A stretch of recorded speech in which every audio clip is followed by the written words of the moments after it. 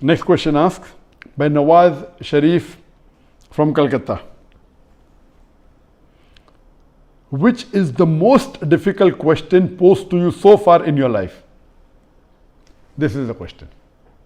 This question, which is the most difficult question posed to you so far in life, is the most difficult question in my life.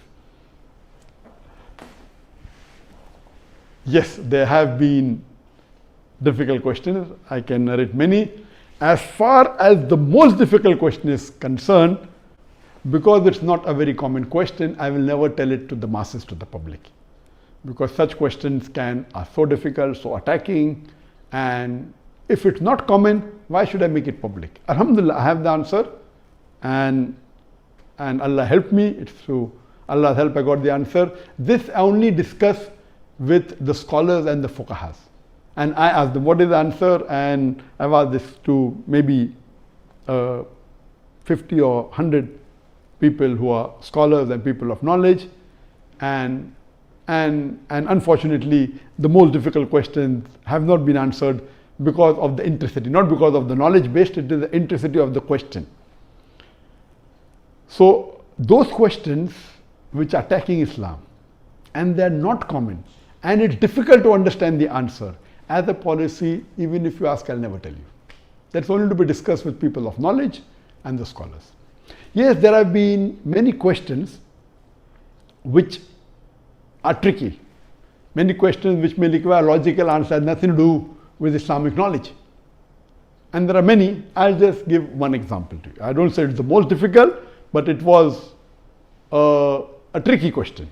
And I remember, I think it was in the year 2014 or somewhere close to that in Dubai. After my lecture in Dubai, there were about 15,000-20,000 people in the audience. There's a lady who's a non-Muslim who asked me a question.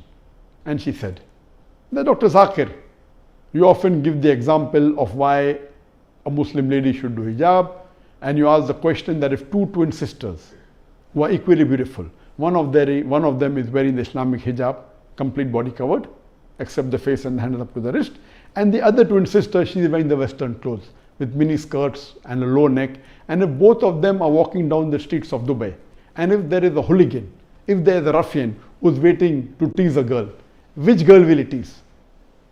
And you ask this question. And yes, I have given this example and I've asked this question since the early 90s when I gave the talk of women's rights in Islam the first time in 1993. Since this time I'm asking a question. And I've asked this question in public forum that which girl will you tease? And always the answer has been, but natural, the girl wearing the Western clothes in mini skirt or low neck because she's attracting. And for 20 years, the answer has been same. Now this lady comes up and she repeats the question, but she says that according to me, the girl wearing the Islamic hijab would be teased. I said, why? She said, because the man would like to know what is behind the clothes. That's why he will tease the girl wearing the Islamic hijab. And my daughter who was in the audience, she said, no, Abba is trapped. My father is trapped. And I was taken aback that this was never answered. So what I say, these type of replies are mainly devilish replies to try and trap. But Alhamdulillah, in such situation, Allah is the one who always helps. I got up and I said, okay, sister has asked a very good question, and I continued the question. And I said, though I disagree.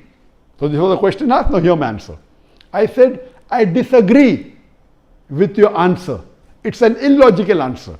But if you agree that your answer is correct, then why are you wearing clothes? If you don't want people to be clothes, you should take off your clothes.